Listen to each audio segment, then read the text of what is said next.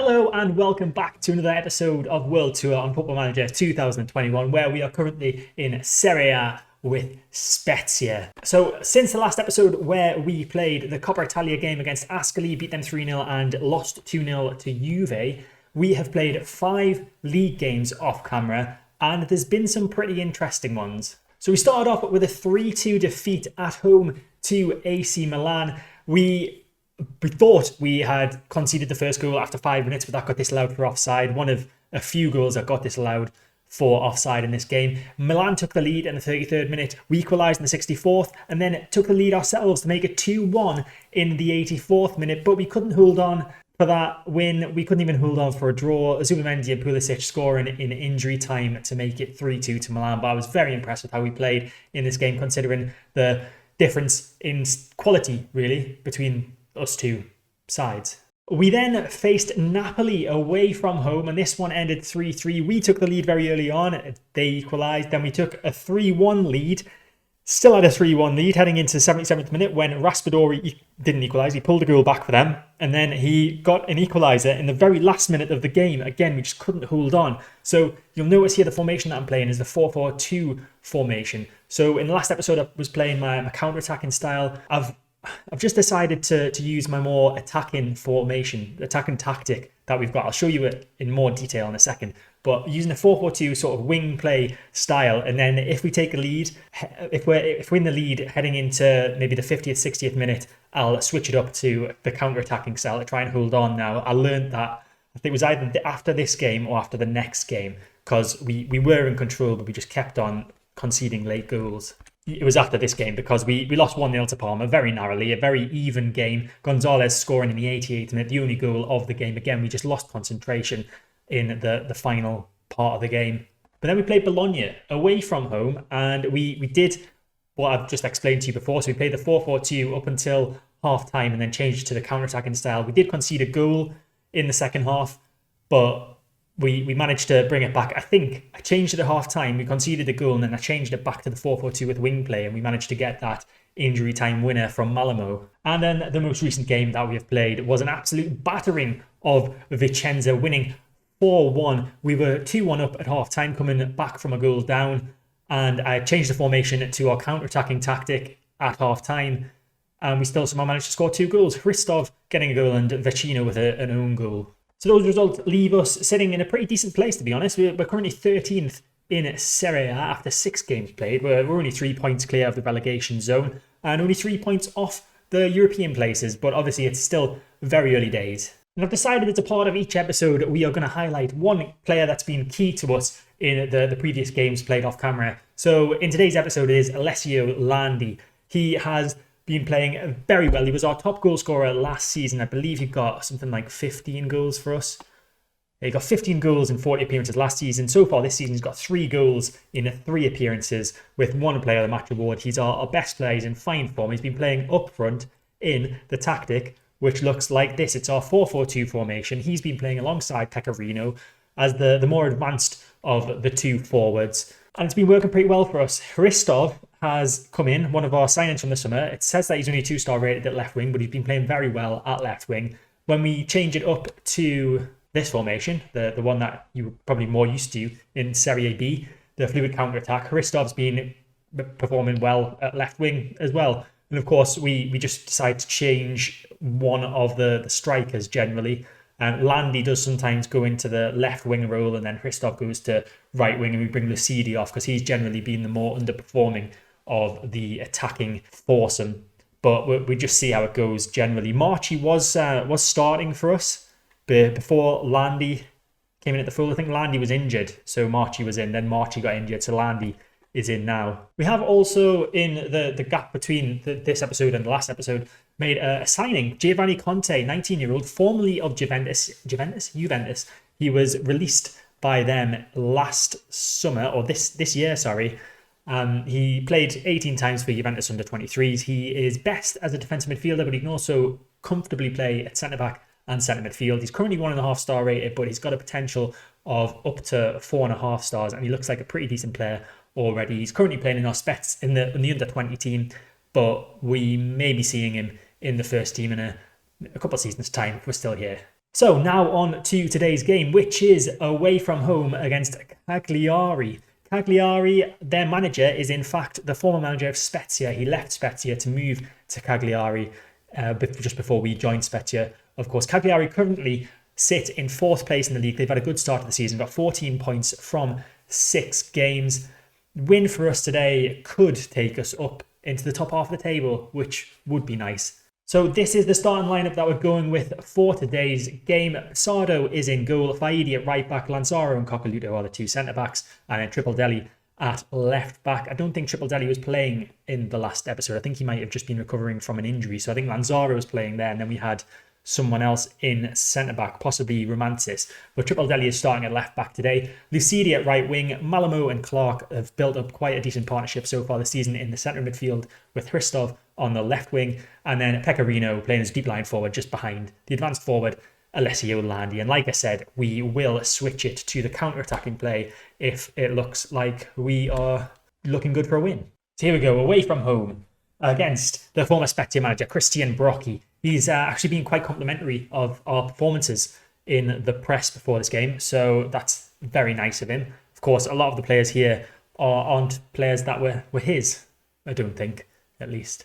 But on paper, I would say this game against Cagliari is one that we should be winning, just given the performances that we had against the top teams like the Juve, the Napoli and the Milan games, where we looked like we could have actually won all 3 of them, maybe not the Juve one, but the Milan and the Napoli games, we definitely look like we could have won. I feel like we should have a chance against Cagliari. So first chance of the game, and it looks like it's going to be a throw-in for us deep in the Cagliari half. It's Faidi, the right back, to take the throw. He finds the winger Lucidi, ball into the box from him, goes over everyone, Hristov's there, it's off the post, and Landi is there to score again. It's his 4th goal of the season. I highlighted him as our most informed player earlier in the episode, and he's shown exactly why there with that instinctive finish from the goalkeeper's save. Lucidi with the ball in over Traversa, who missed the header. Hristov with a shot off the post and then a hit off the goalkeeper actually and landed at the feet of Landi. Pesado with the goal kick plays that up towards the right hand side of the field. It comes to Pecorino somehow. Pecorino with a chance to play a through ball, possibly to Landi. Holds the ball up, plays it to Lucidi instead on the right wing. He tries to get a ball in, it's blocked, and Milia can come away with the ball for Cagliari. Now it's Bianco looking to get on the counter attack. Finds Mertens on the right hand side. I don't think that's Dries Mertens. It's probably a regen, and that's a great tackle from Triple, but Mertens still has the ball. Intercepted by Clark. Now we go on the counter-attack. Hristov with the ball forward. Great ball to Pecorino. Through ball from him to Landi. Landi looking to get his 2nd goal of the game. He's got lots of men back. He takes a shot, and it's a good save from the Cagliari goalkeeper. Alessio Landi looking dangerous every single time he gets on the ball. And we have a corner with Malamo headed away by El Azri. And I imagine this highlight's just going to dwindle out now. Lucidi with the ball, running down this right-hand side, going to look to get a ball into the box possibly. He gets tackled by El Azri very cleanly, and that's out for a throw-in. And here is the throw-in. Faidi finds Pecorino, back to Faidi, ball into the box. Hristov's there, and nodded down. Triple Deli's on the edge of the box, plays it to the back post. Traversa wins the header this time. Now it's Faidi with the ball again to the centre midfielder Malamo. Ball over the top. Landi's there in the box, and Landi scored. Is he offside? I think this might be offside. He scored, and we're going to go to VAR to check if that was offside. And it was offside, clear offside, no goal, unfortunately for Landi, who was looking to get his 2nd of the game. Let's just have a look. Yeah, it was quite clearly offside. Good decision from the VAR team. I don't know what the equivalent of Stockley Park is for Italy. If you know what that is, let me know in the comments section down below. Of course, in the Premier League, they say that they're going to the VAR officials at Stockley Park, but not sure where the Italians have their VAR officials. But we reach half-time, and it is a 1-0 to us. We are doing slightly better than Cagliari on the XG, and we've both had a similar amount of shots. We've had a few more on target, and we've sort of had more possession as well. Pretty happy with the way things are going. So we won't make the change yet. We will give it till about 60 minutes before we do the tactical change and switch to our fluid counter-attacking. See if we can get a 2nd goal before then. Hopefully we don't concede. Okay, we've reached 60 minutes, so we are going to make the formation change now. We switch to our fluid counter-attack, and now we have to work out who it is that we are going to be taking off. Malamo is not doing well out there, so I think Hristov's gonna, he's quite versatile. He can play across the entirety of the midfield and attacking midfield line, so he's going to drop into centre midfield. Landi is going to come in at left wing, and then we are going to take Malamo off, and bring on Alejandro Vargas, one of our summer signings in defensive midfield. And he's got a promise that I've made that I'll play him in his best role and duty every single time he comes on the pitch. So I've done that. He's ball winning midfielder on defend. Elsewhere, Faidi not looking great at right back. We have Foley on the bench who can play at right back. So I think we'll make that change. We'll take Faidi off. He's looking nervous as well. So 2 changes made, tactical change made. Let's hope this works out for us with about half an hour of the game left. Currently, you'll see we're sitting in 7th place in Serie A. I would take that. I would take 7th place at the end of the season. Unsurprisingly, considering we're meant to be fighting a relegation battle. But the game's getting away from us here. It's almost full time. We're into the 80 minutes, heading in to stoppage time, and we're still 1-0 up. Can we hold on? I think we can. There's the full-time whistle, and it is a 1-0 victory against Cagliari away from home. The tactic worked. We swapped it to our more defensive tactic once we took the lead, and I'm very happy with that. So as I said, that result leaves us in 7th place, just 2 points and 2 places behind the reigning champions, Lazio, who we will face in the very next match. So here we are. It's time for the game against Lazio. They are currently 6th in the table. They've dropped down 1 place since the end of the last game. That's because there was a few matches that hadn't been played yet. We've also dropped down to 10th, but we are just 2 points behind Lazio. So if we beat them today, we go above them. Not that I'm expecting that to happen. I'm expecting a very difficult game. They beat one of our fellow promoted teams, Monza, by 5-1 earlier this season, and they are currently unbeaten in their last 5 games. And to top it off, they've got Zinedine Zidane as their manager. So it's not going to be easy, but we are going to stick with the same lineup that's been doing so well for us so far this season. Exactly the same lineup as the last match. We'll do exactly the same thing if we take the lead somehow. If it looks like we're going to get battered, I'll go to the fluid counter-attack formation. I might even think about the 5-2-3 Catenaccio formation to sort of stop us from leaking too many goals, but we'll see how it goes. Some standout players that Lazio have got. I had a look at their side but just before started filming, and they've got Kurt Zuma, who is now 35 years old. He's playing at right back. They've also still got Milinkovic-Savic, who's been there for about 15 years now, I think, which is madness, currently the captain. And they're the only names that I recognise. I don't know if you recognise any. If you do, maybe you could teach me something about them in the comment section down below. I think I looked at Uğurcan Çakır. He was apparently at Trabzonspor in real life. So here we go. Another big side comes to our new stadium. I think our stadium's the Giovanni Costa Stadium, isn't it? I need to try and remind myself of it. And look at that form that they're in. Five wins in the last 5 games.